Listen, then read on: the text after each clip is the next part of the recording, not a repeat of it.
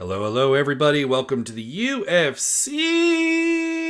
Shit, where was that event that we just had? My brain. Abu Dhabi. UFC Abu Dhabi recap and also UFC Belgrade prediction video because we're doing this as a 2-for-1 because honestly, the Abu Dhabi card was not especially good. Let's start from the top and roll our way down. Ankalaev versus Bogdan Guskov. I don't have a lot to say about this part. There was one round in there. It was, I think, the third round where I thought Guskov did okay. Let me just confirm my notes here. I think it was round 3.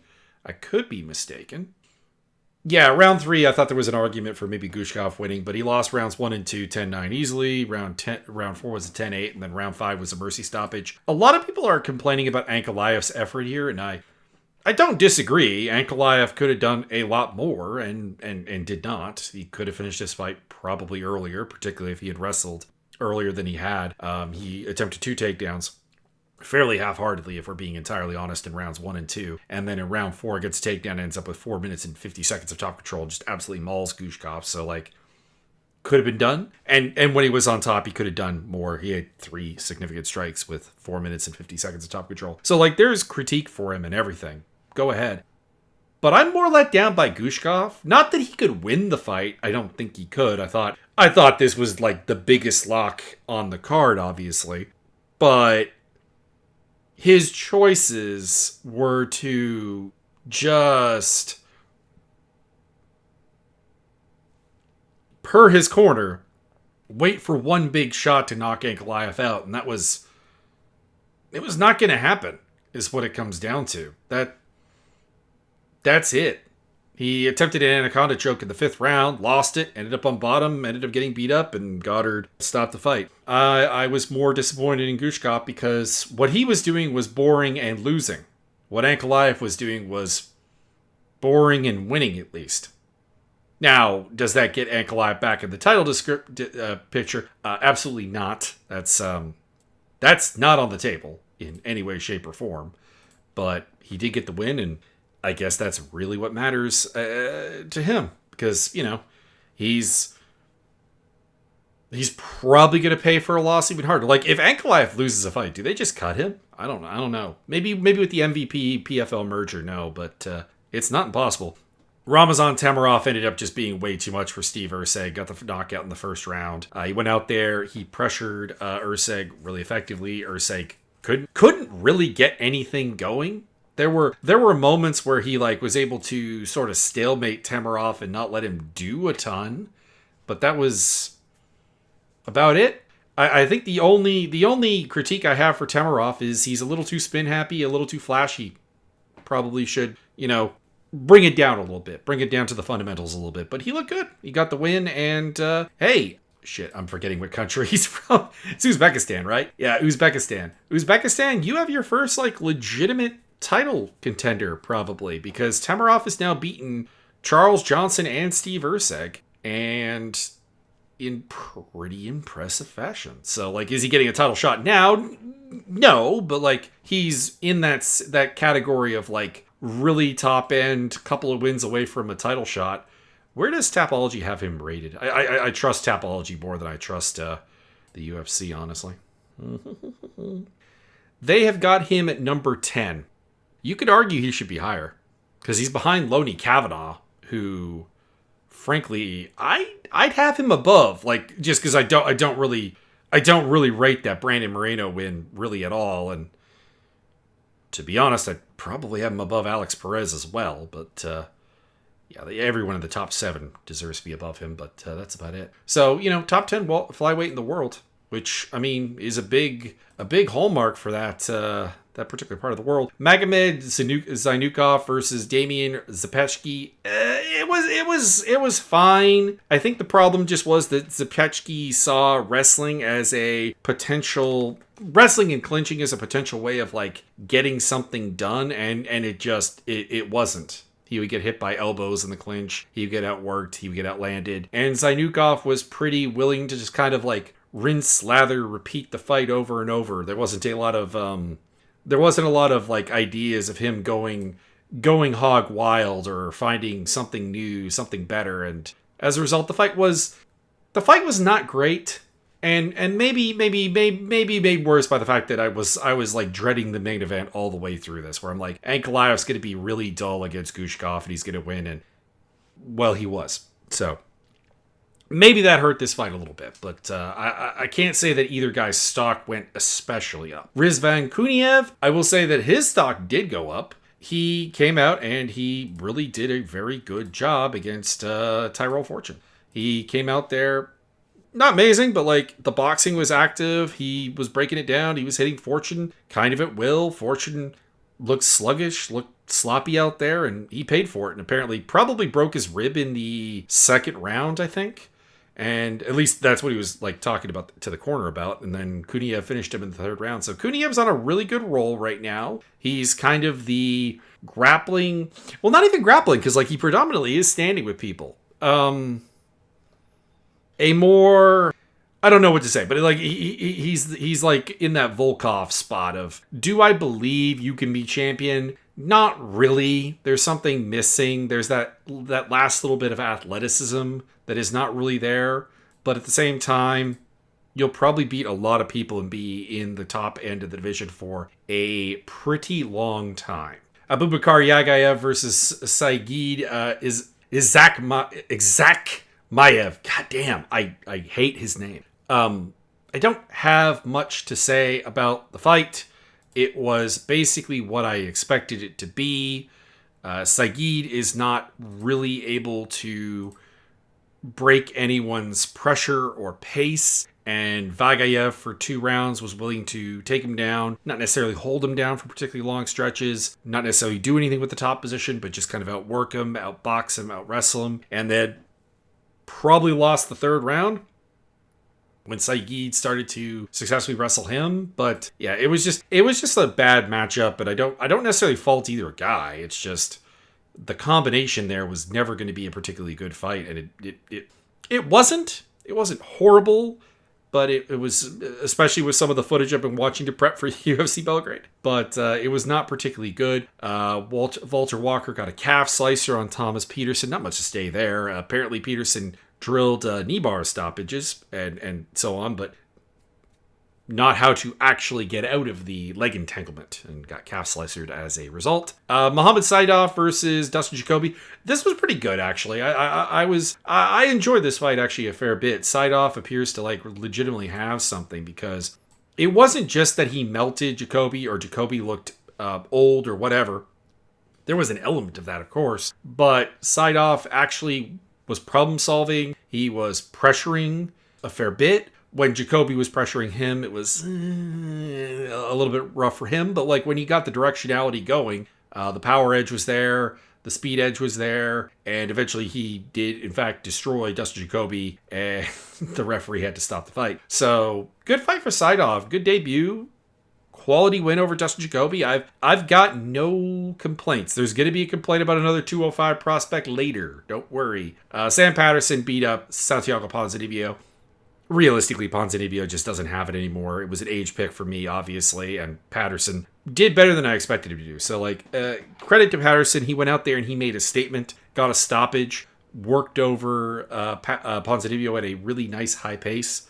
So, you know, two thumbs up. He was given a name fading out of the promotion, and he did the best he could with it, which was stamp his authority on that fight. So a nice rebound from the absolute tragedy was that Michael Venom Page fight. Right when I was like starting to get kind of like reasonably into Patterson, like he beat Trey Waters and Danny Barlow. Those were fights I thought he was going to lose. And I was like, that's cool, that's nice. And then he had that horrible one with MVP, and this was much better.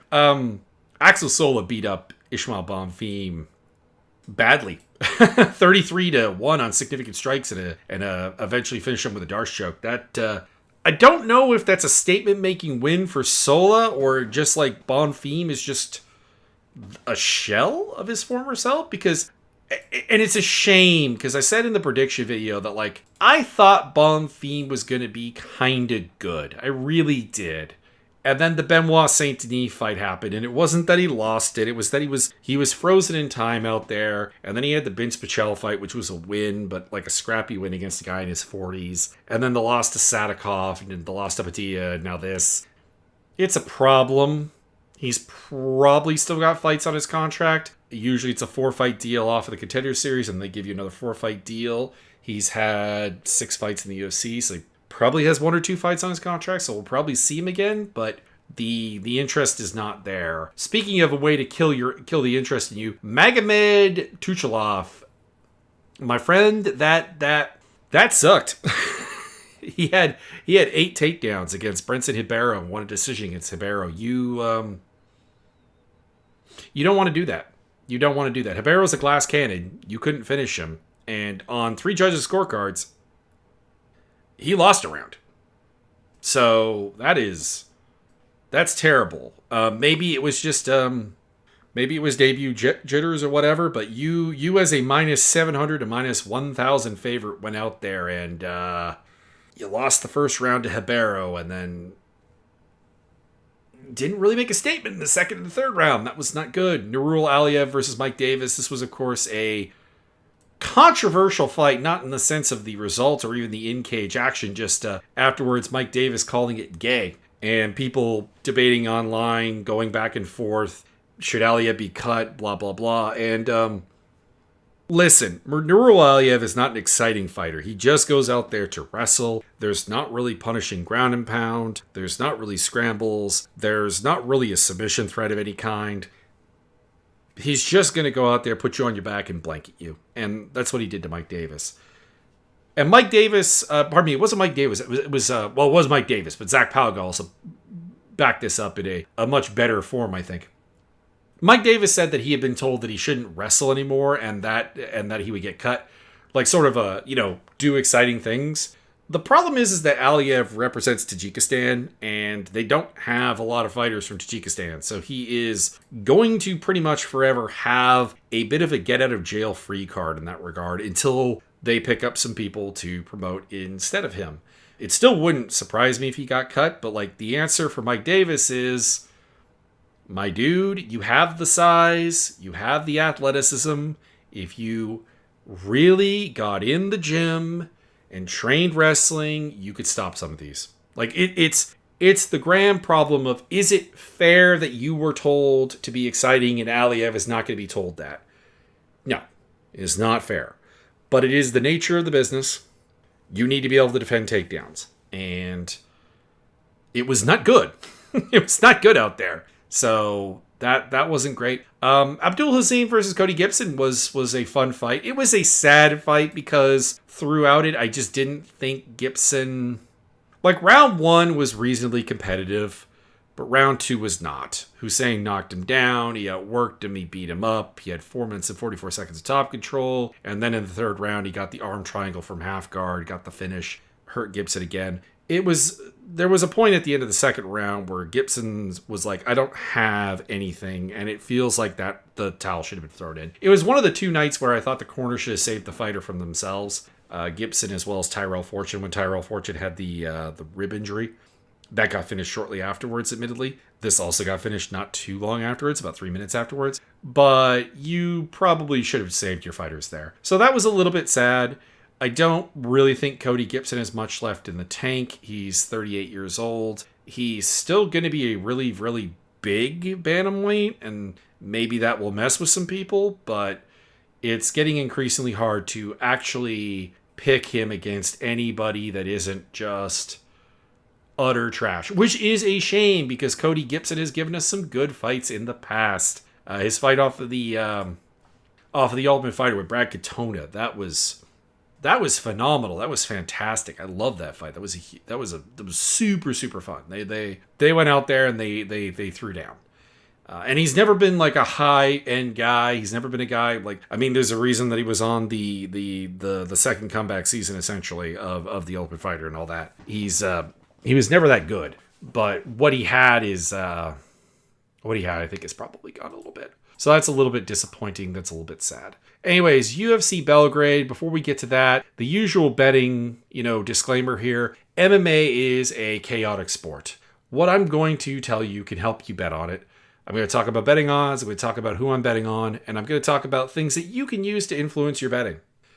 Please go ahead, but do not bet massive amounts of money. It's a chaotic sport. It's a volatile sport. It is not a path to financial freedom. Let's go. Main event, and not really the main event, because honestly, there are 2 fights on this card that probably should be above it. Uros Medic versus Daniel Rodriguez. Under normal circumstances, I would take Rodriguez here. Medic is a glass cannon. He is kind of like Ribeiro. We talked about Ribeiro last week, and I briefly talked about him when he fought Tuchelov and how it was sad that he didn't get finished. He's kind of like that in the sense that there's not a Terrence McKinney quit in him, but what there is a complete lack of any kind of defense, any idea of like, okay, what happens if I throw everything into the striking combinations and look for the kill and I don't get it? What happens then? What happens if the other guy is actually good enough to defend my offense and strike me back? There's no idea of how to win that fight. And there's a reason that even in a lot of his wins, he gets hit very, very hard in the process. There's a number of examples of him actually winning fights and still getting hurt. One particular notion of that would be like the Gilbert Urbina fight. We'll talk about Gilbert Urbina later, but like also this happened in the Puno Soriano fight, which he lost, but still. But also like the Tim Means fight, which he won really quickly and still got hit really clean and knocked down by Matthew Semmelsberger and all that. Anyways, I would be picking Daniel Rodriguez under normal circumstances. I would be like, Daniel Rodriguez can take a hit. Daniel Rodriguez can throw. Daniel Rodriguez has some boxing. He has some hand speed. He's not the type of guy to just get absolutely destroyed and knocked out of there. Like it's something we haven't seen done. That obviously doesn't mean that it's not impossible, but like, if you look at it, he's on a 3-fight winning streak. Even his losses, I mean, he does have a knockout loss to Ian Machado Gary, but that was a really well-played, nuanced head kick. He's gone in there and taken good shots from the Leech, from Kevin Holland, from Santiago Ponzinibbio. He's taken hits from Mike Perry. So, like, it is obvious that he has certain levels of durability in defense. And I would be taking him normally. The problem is he's been in Tijuana prison for about a year, and they're flying him out to Serbia in his return fight. He apparently lost like a number of pounds of muscle and stuff. Like, I just don't trust that he's back to where he was. And he's also 39 years old. So like the comeback from that is going to be very, very hard. Like, I don't feel bad for him because, you know, he got caught smuggling drugs, I believe is what it was. And that is what it is. So Medic by TKO. The odds here are dumb, though. It is minus 335 to minus 430 on Medic and plus 300 to plus 317 on Rodriguez. I would not bet on Medic at those lines. I will be picking against Rodriguez and putting a small bet on him just because no. There's no one on the UFC roster that should be that kind of underdog against Medic. None. Zero. Nothing. Dick. I will have to look real deep in the welterweight division to find a guy that I trust Uros Medic minus 400 levels to beat. Like, that's doesn't exist. Jan Blachowicz versus Navajo Sterling. This is just an age pick, unfortunately. Jan was a good fighter. Jan was a champion. Jan is still a difficult test, honestly. Like, he poses technical problems. He asks questions of an opponent, but he has not won a fight since 2022 when Alexander Rakic had his knee explode against him, or leg. I forget. I'm forgetting the exact injury now, but like he threw a kick and the leg went. And he had a draw with Bogdan Guskov. He had that absolute terrible fight with Magomed Ankalaev, although not nearly as bad of a fight as Dana White made it out to be. And the loss to Alex Pereira in a pretty reasonable one. Like, he's still durable. He's still got things. He's still got counter ideas. He's still got some hand speed. He's still got some power. He's still got things. But he's lost 4 fights in a row, and he also lost to Navajo Sterling's teammate Carlos Ulberg. And I imagine that Navajo Sterling will have at least a similar game plan of just stay away a little bit and outwork Blachowicz, because Blachowicz' 2 main problems are he's a bit gun-shy, and his cardio's always been a bit of a weird mystery of him getting tired at points in fights that are not even necessarily going against him, sort of thing. So that's always been a problem, and his age has not helped it. So like he gets tired, he doesn't throw a lot, he doesn't commit to a lot, he doesn't create danger, I think is the key problem. And the fighters I would pick him to beat right now, and they do still exist, are people that are going to kind of self-destruct when they're not able to just instantly hit him. And like, you know, when the sort of fighters that go, oh God, defense, this is not something I prepared for. This is not something I'm ready to deal with. That's not Sterling. Sterling is, if anything, his flaw is the opposite, where like he's too patient and too willing. Like there's a reason that he ended up going to decision in a couple of his early fights, against Tuka Tokic and Ivan Erslan and Rodolfo Bellato, who are all pretty finishable if we're being quite honest. And it's only recently against Bruno Lopez and Ion Cutelaba that he started finishing people. So Navajo Sterling is long, he's tall, he's technical, he's got speed. He should just be able to come out there and kind of, again, do the Allberg thing. Maybe not as well as Allberg, because I don't think he's as good of a fighter as Allberg. But like mix a couple of things in as well. Maybe a little bit of body shots in there, maybe a bit of even like a clinch grind that you could put on Blachowicz a little bit. Blachowicz just doesn't have the blitz anymore. And I mean, he's a 43-year-old fighter. It's what it is. I'm picking Sterling by decision. The betting odds are reasonable enough. Minus 307 to minus 360 on Sterling. Plus 250 to plus 260 on Jan. Alexander Rakic versus Marcin Tybura. There's a lot of mental questions heading into this fight because Rakic has lost 4 straight fights. And none of them are concerning on their own. Major injury versus Jan, losses to Yuri and Ankalaev, the KO loss to Azamat Murzakanov. These are not problems, really. Those are 4 very good fighters, still guys at the top of the division, etc. And in some ways, bad matchups, because particularly Jan Blachowicz and Ankalaev, I think, are terrible matchups for him. So I don't think there's a lot of concerns in individual those losses. But there is the fact that he has not won in some time. He's lost 4 straight fights, and it's been a while since he tasted actual victory. So there is that concern that, like, you haven't found victory in 5 years. How's the self-belief? How's the thoughts? How's the doing things gonna go on here? That's giving interest in what is otherwise not a very good fight, because Marcin Tybura is a tough dude. He is a damage soak, but his really only dangerous area is if he can get on top of you. And I don't actually think he out wrestles Rakic. Rakic is a pretty good offensive wrestler and chain wrestler and defensive wrestler and counter wrestler. So that door does seem kind of closed. And even at heavyweight, you always worry about going up to heavyweight for no particular reason. Rakic is huge. Like, he's easily big enough to do this. Maybe he'll even fix some things. I don't know. It's kind of like the the Navajo Sterling versus Jan Blachowicz fight, in the sense that, like, is Tybura still got something? Sure, but I think it's becoming increasingly more likely that he needs you to make a mistake. He needs you to unravel when you're beating him up. And Rakic doesn't, again, really need finishes. He went to decision with 2020 Anthony Smith and 2021 Thiago Santos on one good wheel. He hasn't finished somebody since 2019. He is happy to win on the margins and on just being technically clean and outpointing an opponent. And Tybura, I think, is very vulnerable to that. So I am going to go with Rakic. Again, it's the mental question I'm going with Rakic by decision, just because, again, he doesn't enforce a finish on a fight. He used to. And then he lost to Volkan Oezdemir, and that ended. He's minus 350 to minus 382, plus 255 to plus 335 on Tybura. That is, again, reasonable.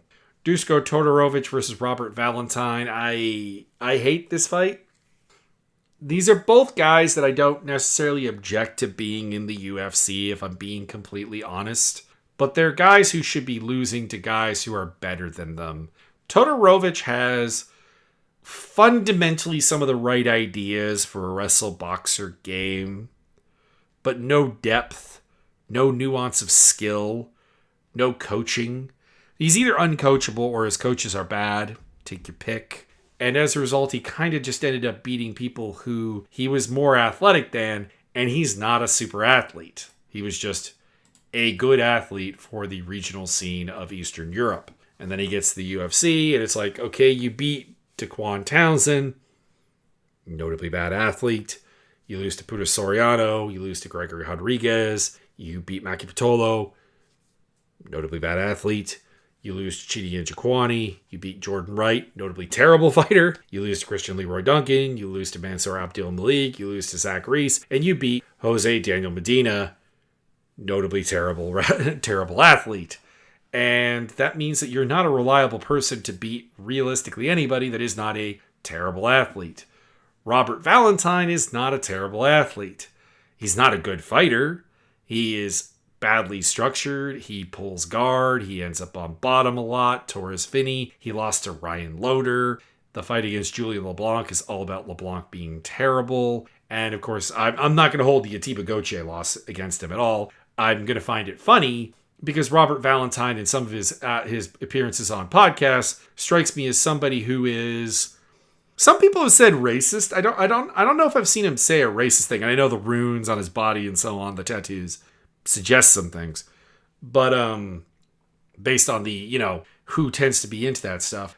But my thing is more that he just seems to be a conspiracy theorist and like a really weird economic takes guy.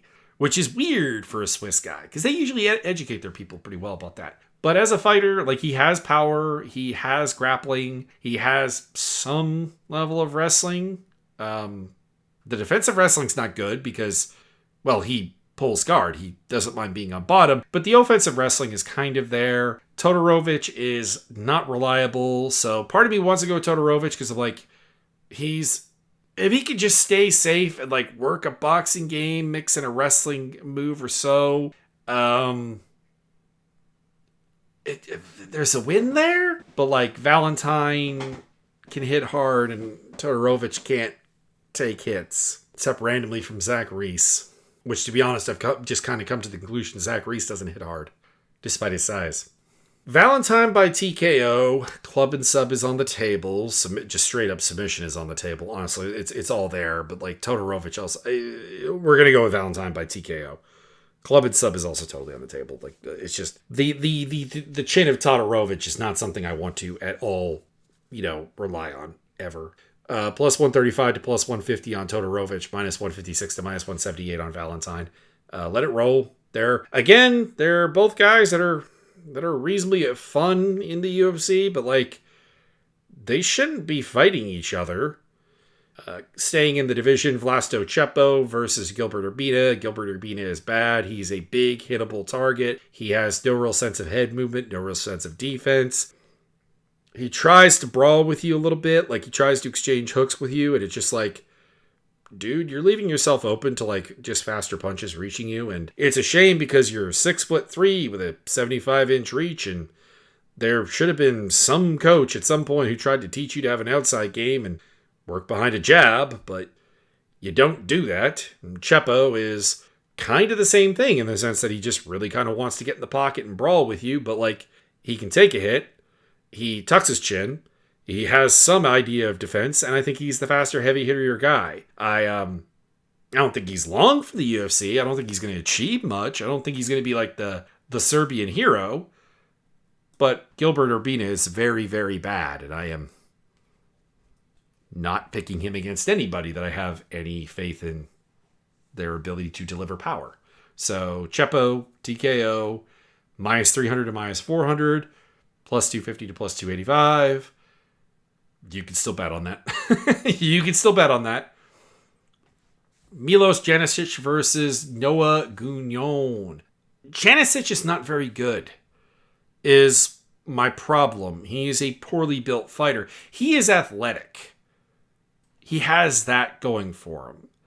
And the only reason this is betting line close, I have to imagine, is the fact that he has a win I believe, over Cowboy Oliveira. Was that Janicic I'm thinking of, or am I thinking of another fighter here? Yeah, he's the guy who beat Alex Oliveira and has had some success in the bare knuckle boxing scene. He also has kickboxed a couple times, but like not particularly well. He's just not very good. Like he has all the athleticism you could want. He explodes from bottom. He literally just basically bridged Oliveira off of him, which is impressive. And he's got power. He's got clear power. But like his striking is sloppy. His wrestling doesn't really exist, and he doesn't really have a range game of any kind. Like his striking mechanics are just so weird. It wouldn't take much to make him into actually a pretty good fighter. Like, it wouldn't take much quality coaching to get the job done. But I don't trust it to be there. Gunon is the kind of opposite in that I don't think that there's enough horsepower there realistically, because there's no drive on his takedowns. There doesn't seem to be that much power. There doesn't seem to be that much speed, that much explosiveness in him. But, like, you know, he's perfectly fine on a technical level. He can take people down. He can pound them out. He can get dominant positions. He can do his thing. He can grapple hard. He seems actually to be pretty smart. So I imagine he's going to go out there and wrestle Janicic, who, again, does not deny wrestling intros, does not defend them very well at all, and probably gets a dominant position and TKOs him at some point. But, like, could Janicic hit him with a hot one? Absolutely. But I'm going to go with Gunon by TKO on the ground. Ground and pound, TKO. He's minus 115 to minus 121. That's very, very bettable. Minus 103 to minus 106 on Janicic. Ludovic Klein versus Tafik Musayev would be a fight that I was way more interested in when they signed Musayev. I do wonder if I would be like really hamped to the tips for this fight if it wasn't for the fact that I'd seen Musayev against Oralbai. Which, no hate, no problem. Like, Oralbai did his thing. And if I hadn't seen him against Bahamondes, a fight he only won because Bahamondes is very dumb. And also, Musayev fouled a lot in that fight. He's a dangerous fighter, talking about Musayev. He's got heavy hands. He's got good wrestling. He's got explosiveness, counter-punching. He's a pretty good technical fighter. It's just he based his entire game on the regional scene, I think, a little bit too long off of, I'm not going to work a lot. I'm not going to fight at a high pace. I'm just going to hit you really, really hard a couple of times. That's going to win me the round. And in the UFC, I don't think that that's really actually going to be viable. He's going to be facing increasingly more fighters who can take his hits, can defend them, and then come after him. And Ludovic Klein is that guy. I'm a little bit worried because Klein is prone to wrestling a fair bit.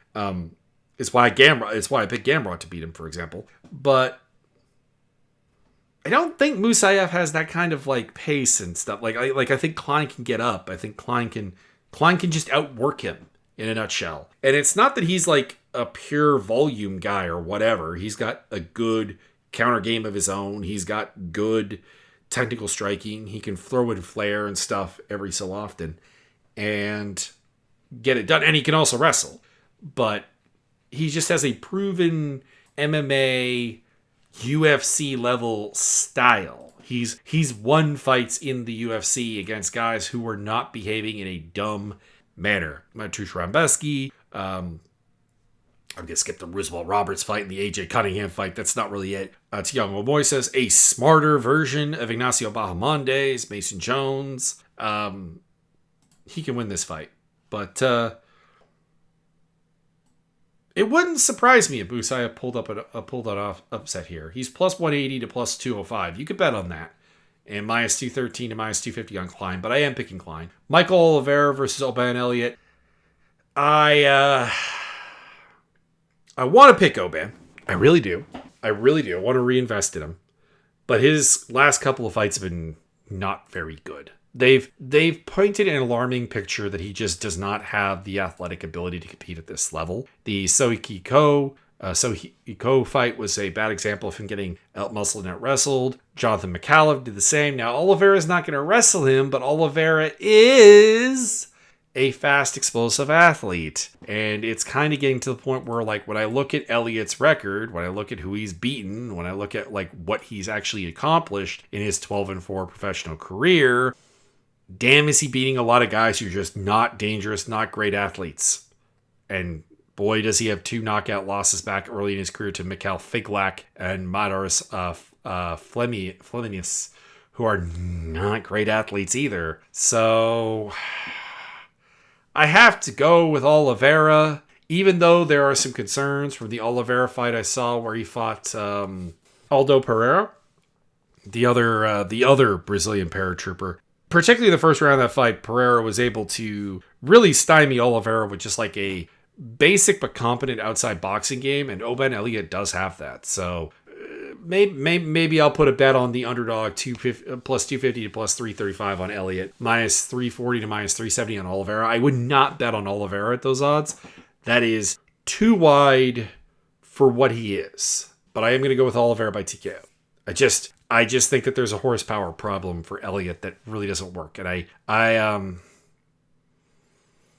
don't know how to fix it, really.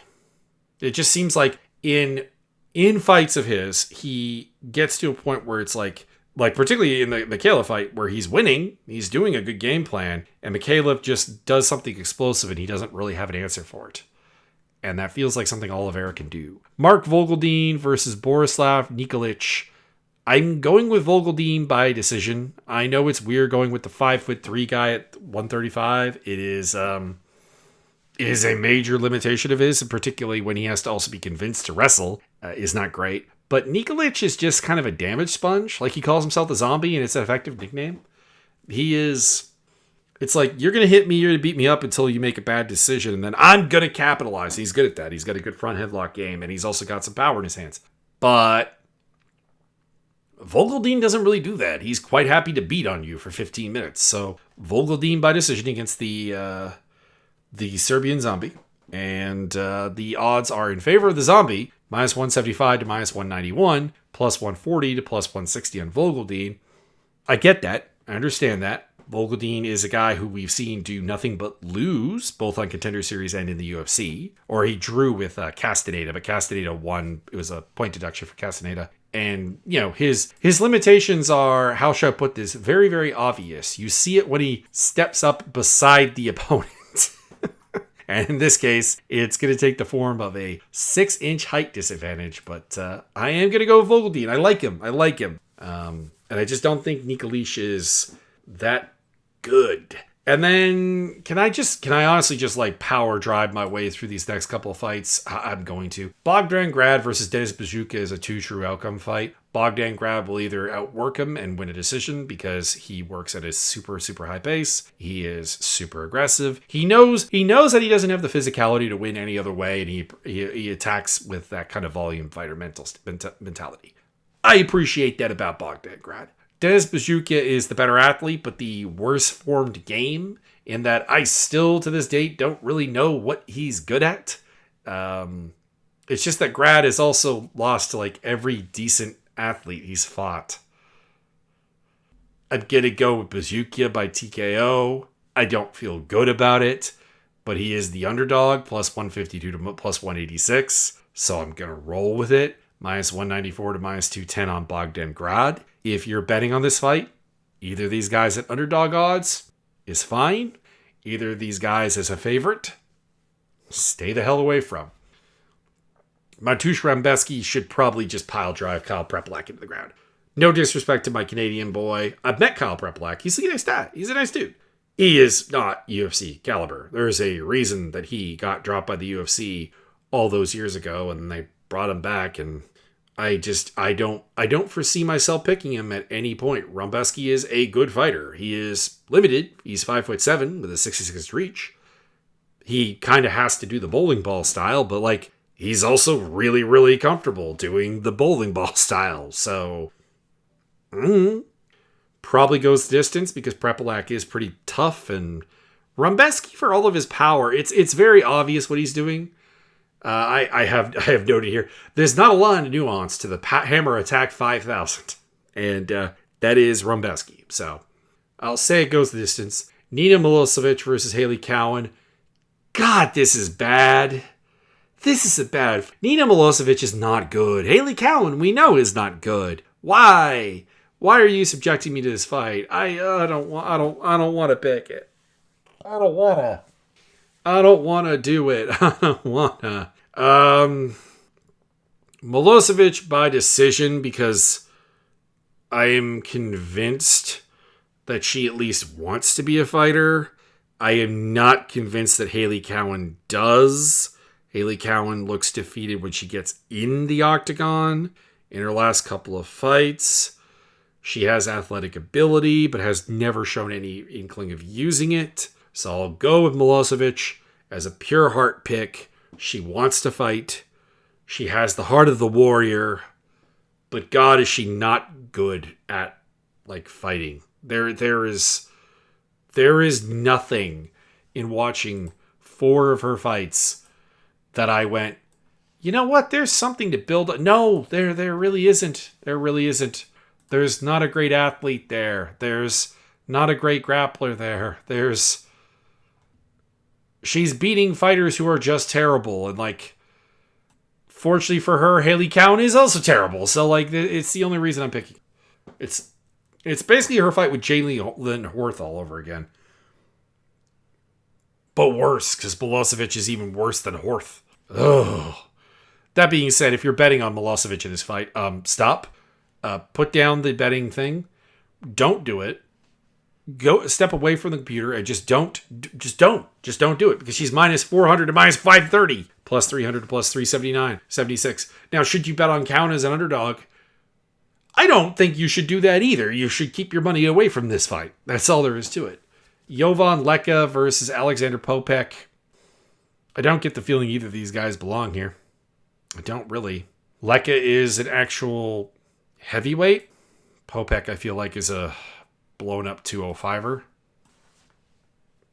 And doesn't have a style that I think really functions as the smaller guy all that well. So I'll go with Leka by decision. But again, this is not a good fight. And then finally we get to one that I'm a little bit interested in. Marina Spasic versus Stephanie Luciano. Spasic is not a great fighter by any means. I'm not super excited for her to be here. But after breaking down and watching footage for Cowan, Milosevic, and Leka Popek, and not really doing a lot of review, but like realizing that Rumbeski is fighting Prepolek and Grad is fighting Bazukia, she's fine. She's got good leg drive on her takedown. She's got a nice jab. She's not a bad boxer. She mixes in some kicks. Her control on the ground is not good, but she's 32 years old and not particularly super athletic. So not really a lot of time to develop. Still, she's not going to be painful to watch. I actually think this will be a perfectly fine fight. She's fighting Stephanie Luciano, who is kind of the same in the sense that I don't think she has the high-end physicality to really do the good things, to like really get to the end of things. Like championship. I'm talking like ranked title stuff and all that. But yeah, she had a competitive fight with Sam Hughes. She's beaten Talita Alencar, who's not bad. She beat Ravenna Oliveira, who admittedly is bad, but still. She's a perfectly fine striker. She can counter-grapple reasonably well. She scrambles. She has some grappling chops in her thing. She has good cardio. So I'm going to go with Luciano. I've seen her win fights against, like, again, not necessarily the highest talent of UFC, but like women who I think have like specific strengths. Whereas with Spasic, it's a bunch of wins against girls who are just not very good at anything, really, and then losses to Marina Merchuk in a fairly good fight. Like, it's not too bad, but like the other wins she has against Marina Nika, Marina Alves, Samara Santos, Samil Kamal Beek. These are just Indy Briere, oh God, Elena Tauber. These are just not good fighters. So I'll probably not pick Spasic against any UFC level competition, but she'll go out there and have a perfectly acceptable technical fight. So, given the rest of this undercard, this is my fight. At least I will appreciate the effort on both sides, if nothing else. There we go. Minus 300 to minus 325 on Luciano. A little steep to bet. Plus 225 to plus 265 on Spasic. Anyways, that's the fight card. I'll say I hope you enjoy. You know what? I'll say hope you enjoy, because maybe I'm wrong and this will be great and this will be fun and not a sloppy mess. But I fear that that's what it's gonna be. Apparently, this is what paying. I think they said like $2 million gets you. Is this level of card in your backyard? Man, those site fees are just not worth it. Anyways, have a good day. Check out the social medias down below. Watch me fight with people who are really dumb. And I really should stop doing that.